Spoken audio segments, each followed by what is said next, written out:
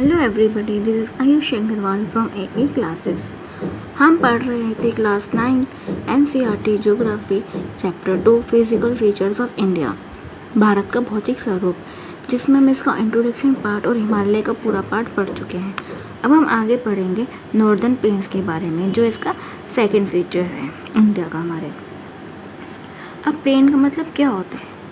Plane का मतलब होता है एक ऐसी जगह जहाँ पे कोई पहाड़ ना हो, हाँ, कोई ऐसे पठार ना हो, ऐसी जगह जो एक समतल मैदान हो, मतलब एक सीधा सीधा ऐसे मैदान मान लो जिसमें गड्ढे हो सकते हैं, भी कुछ चीज़ें हो सकती हैं, बट पहाड़ और पठार टाइप की ऐसी चीज़ें नहीं होंगी। उसको हम बोलते हैं अपना प्लेन। ठीक है, क्या बोलते हैं? मैदान। जिस टाइप के मैदान आपको खेलने के लिए भी चाहिए होते हैं, जहाँ पे गड्ढे वड्ढे कम हो, पहाड़ ना हो, रुकावटें कम हो, जैसे जिन मैदानों में आप खेलते हो ऐसे ही उस टाइप के हमारे हैं ये मैदान। ठीक, ये कहाँ से कहाँ तक फैले हुए हैं? ये देखो, ये पूरा जो हमारा पार्ट है वो है हमारा प्लेन का, मैदानों का। ठीक है, इसको हमने मोटे तौर पे 3 भागों पे डिवाइड कर रखा है, सिंधु, गंगा और ब्रह्मपुत्र, क्योंकि ये नदियों से ही बने हैं। अब नदियों से कैसे बने हैं हम इसी चैप्टर में, इसी पार्ट में भी आगे पढ़ेंगे नदियों से कैसे बने हैं। तो नदियों से बनने के कारण इनको, ये यहाँ पे हैं और इनको हमने 3 पार्ट्स में डिवाइड कर रखा है। सिंधु यानी कि Indus river system, Indus river के अकॉर्डिंग, गंगा रिवर के अकॉर्डिंग और एक ब्रह्मपुत्र रिवर के अकॉर्डिंग। ठीक, आइए स्टार्ट करते हैं इस नॉर्दर्न प्लेन्स को। ठीक, इसको हमने, ये जो प्लेन बने हैं वो जो सबसे बड़ी नदियाँ हैं हमारी सिंधु, गंगा, ब्रह्मपुत्र और इनकी जो सहायक रिवर हैं, जो इनके ट्रिब्यूटरीज हैं, उनसे ये एरिया बना हुआ है।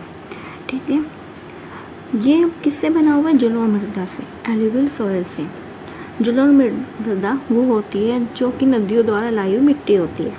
ठीक है, अभी पहाड़ों से टूट के, पहाड़ों को काट कर, तो उनसे जो मिट्टी बनती है वो सबसे ज़्यादा उपजाऊ होती है। ठीक, उपजाऊ होती है तो क्या होता है, ये एग्रीकल्चर के लिए बेस्ट होती है। यहाँ पे सबसे ज़्यादा खेती की जाती है। The deposition of alluvium is a vast basin line at the foot hills of the Himalaya. अभी फुट हिल यानी कि गिरिपाद क्या होता है? जैसे मान लो ये हमारे पहाड़ है, ठीक है, अभी पहाड़ों के नीचे तो हमारे प्लेन्स बन रहे हैं ना। अब क्या है,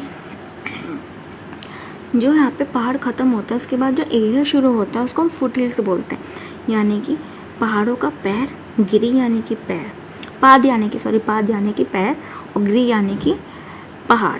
ठीक है, हिल्स यानी पहाड़, फुट यानी उनके पैर। तो जो उनके पैरों के में के बाद जो एरिया शुरू होता है, ठीक है, गिरिपाद यानी कि इसके पैर, पहाड़ों के पैर वो के पास का जो एरिया है वो किसका बना हुआ है? जलोढ़ मृदा से बना हुआ है। जलोढ़ मृदा का निक्षेपण हुआ, कहाँ हुआ है? हिमालय के फुट हिल्स, गिरिपाद में, जिससे उपजाऊ मैदान बना। उपजाऊ मैदान कैसे बना है मैंने आपको बताया, क्योंकि जैसे नदियाँ आती हैं, ये पहाड़ों पे से नदियाँ आती हैं, तो ये साथ साथ में ना अपने आसपास का इनका एरिया काटते हुए आती है, पहाड़ों को काटते हुए। तो जैसे जैसे वो कटते रहते हैं तो ये बड़े बड़े पत्थरों में कटते हैं, पहले आते आते आते फिर ऐसे ऐसे छोटे छोटे पत्थरों से होते होते बिल्कुल महीन मिट्टी जैसे बन जाते हैं। तो ये क्या होता है, नदियाँ उन महीन मिट्टी को अपनी, जैसे वो एरिया में आए, ये यहाँ से आ रही थी ढलान, देखो ये यहाँ से आ रही थी ढलान, अभी यहाँ तक पैर। अब ये तो नहीं है ना एकदम से कि पहाड़ के बाद एकदम से मैदान आएगा, थोड़ी बहुत ढलान भी आती। तो ये ढलानों से आते आते आते जब वो इन मैदानों में आते हैं तब इनका एकदम जो फ्लो होता है, जो नदी का बहाव होता है वो धीरे होने लग जाता है, जिस कारण यहाँ छोटे छोटे पत्थर, फिर जो मिट्टी आती है वो यहाँ जमी होती रहती है नदियों के पास। ठीक है, इसके जमा होने से क्या हुआ है, यहाँ पे एक एरिया बन गया है, मैदान बन गया है। नहीं तो पहले यहाँ पे ऐसे गड्ढा था, उसी गड्ढे को नदियों द्वारा भरने से यहाँ पे मैदान बन गए। ठीक,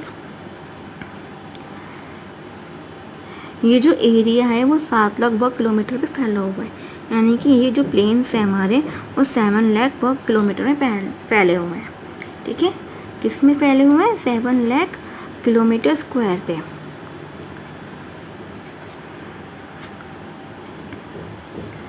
ये जो एरिया है वो 2400 किलोमीटर लंबा है और कहीं से 240, 240 और कहीं से 340 ब्रॉड है। अब सब जगहों की जो वृद्ध है वो एक जैसी नहीं हो सकती, कहीं पे कुछ है कहीं पे कुछ है, इस वजह से वो एक जैसे नहीं हो सकती। देखो यहाँ पे हमारे पठार आ जाते हैं, यहाँ पे रेगिस्तान आ जाते हैं, तो इसलिए क्या होता है कहीं पे हमें एरिया ज़्यादा मिल जाते हैं, जो उपजाऊ क्षेत्र होते हैं, जो एग्रीकल्चर के लिए सबसे ज़्यादा बेस्ट एरिया जो होता है वो हमें कहीं पे ज़्यादा मिल जाता है, कहीं पे कम मिल जाता है।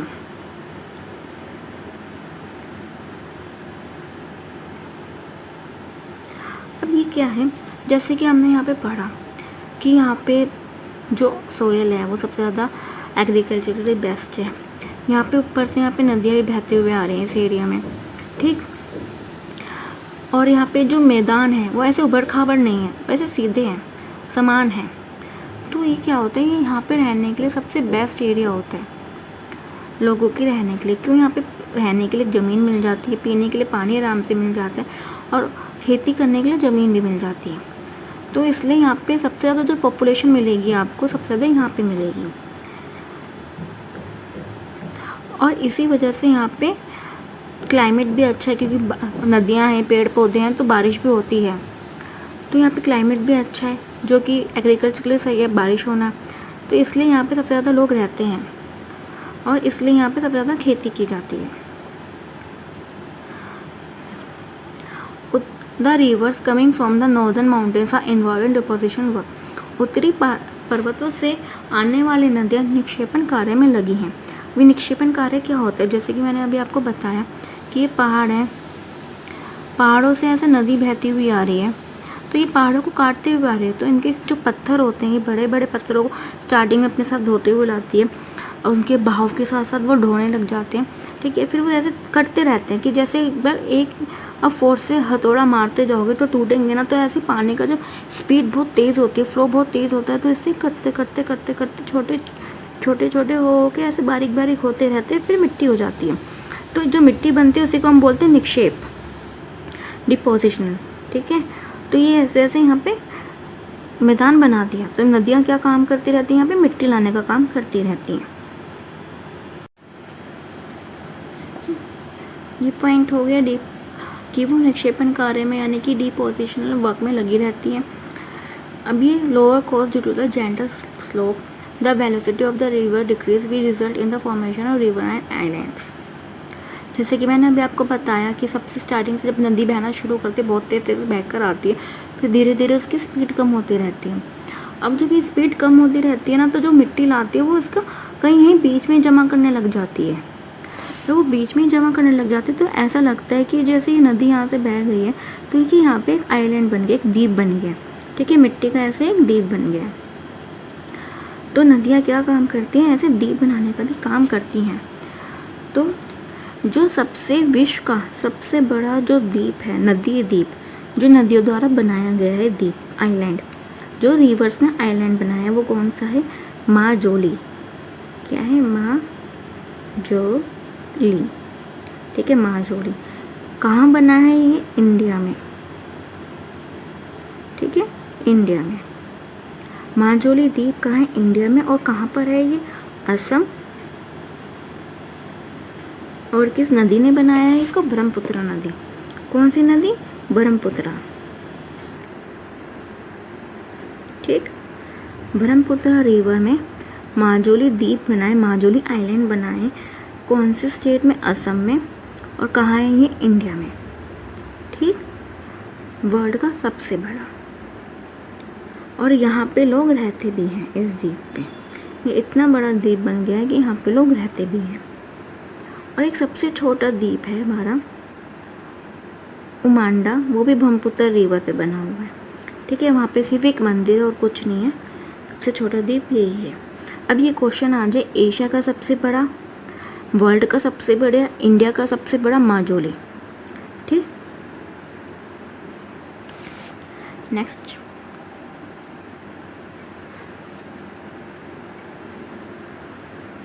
अब क्या है, जब ऐसे इसमें लास्ट में आ गई नदियाँ, ये वैसे रिवर्स वाले पॉइंट में आता भी है, जो नेक्स्ट चैप्टर है आपका ड्रेनेज सिस्टम।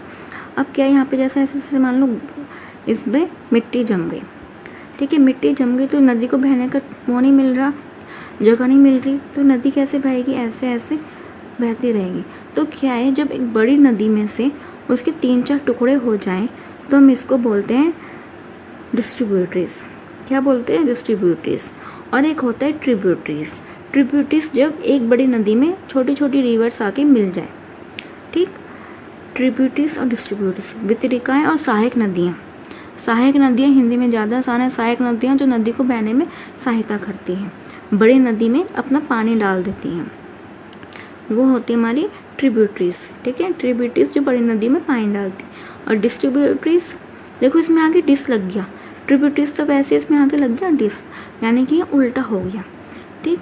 ये बड़ी नदियों से ऐसे अलग अलग रिवर्स में बढ़ जाती है तो उसको बोलते हैं डिस्ट्रीब्यूटरीज। जैसे कि गंगा हमारे 2 पार्ट में डिवाइड है, एक पार्ट चला जाता है इसका बांग्लादेश में और एक पार्ट रहता है इसका इंडिया में, वेस्ट बंगाल में। तो क्या है ये इसकी डिस्ट्रीब्यूटरीज। अब नेक्स्ट क्या है हमारा, जो नॉर्दर्न प्लेन्स है वो 3 सेक्शंस में बटे हुए हैं। इसमें 3 सेक्शंस में हमने बांटे हुए हैं। सबसे पहला आता है हमारा पंजाब, उसके बाद आता है हमारा गंगा और ये फिर आता है ब्रह्मपुत्र। अब ये जो हमने बांटे हुए हैं नदियों के अकॉर्डिंग बांट रखे हैं।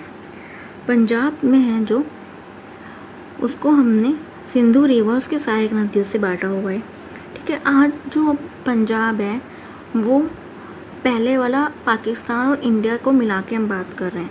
अब तो इंडिया का बहुत छोटा पार्ट रह गया, सबसे ज़्यादा पार्ट पंजाब का पाकिस्तान के पास चला गया है, ठीक है। पंजाब जो सिंधु की सहायक नदियाँ हैं, झेलम, चेनाब, रावी, ब्यास, सतलुज, इन सब से मिलके हमारा ये एरिया बना है पंजाब का। अब ये 2 आब और पंजाब का मतलब क्या होता है, 2 आब का मतलब होता है 2 यानी कि 2, ठीक है, 2, ठीक है। आब यानी कि होता है पानी, यानी कि एक ऐसी जगह जो 2 नदियों से घिरी हुई हो, ठीक है, 2 नदियों से घिरी हो। पंज आब ऐसी पंजाब का मतलब है, पंच यानी कि 5 और आब यानी कि पानी, ऐसी जगह जो 5 पानियों से 5 नदियों से घिरी हो। जैसे झेलम, चेनाब, रावी, ब्यास, सतलुज, इन सब नदियों से पंजाब बना हुआ है, ठीक है। और ये बहुत फर्टाइल एरिया भी थे। उसके बाद आता है हमारा गंगा। गंगा हमारी कहाँ से आती है, घग्गर रिवर आती है यहाँ से, और एक तीस्ता रिवर, उसके बीच का हमारा एरिया जो है उसको हम बोलते हैं गंगा प्लेन, ठीक है, गंगा का मैदान। तीस्ता रिवर जो है हमारी सिक्किम की है, और घग्गर जो रिवर आती है उसका ओरिजिनेट हमारा नेपाल में होता है। तो जो गंगा का मैदान है वो किस किस को लेते हैं अपने साथ, यहाँ पे हरियाणा आता है, यूपी आता है, बिहार आता है, थोड़ा सा पार्ट यहाँ पे झारखंड का आता है, ठीक है, और फिर वेस्ट बंगाल का पार्ट आता है, ठीक। उसके बाद हमारा आता है ब्रह्मपुत्र का मैदान। ये हमारा ब्रह्मपुत्र का मैदान, ठीक है, जो ब्रह्मपुत्र नदी से बना हुआ है। इसका भी ओरिजिनेट यहाँ पे चाइना में होता है, फिर ये यहाँ से निकलते हुए यू टर्न लेते हुए असम बनाते हुए ये बांग्लादेश से जाते हुए बे ऑफ बंगाल में गिर जाती है, ठीक है, मिल जाती है, गिर जाती है, बात वही होती है, सेम होती है। तो जो ब्रह्मपुत्र रिवर है यहाँ पे असम है इतना बड़ा यहाँ से लेकर, तो इसमें सबसे मेन जो है असम को बनाया ब्रह्मपुत्र रिवर ने। और इसी वजह से यहाँ पे क्या है, यहाँ पे द्वीप बहुत ज़्यादा, रिवर है, आइलैंड, नदी, द्वीप, ठीक है,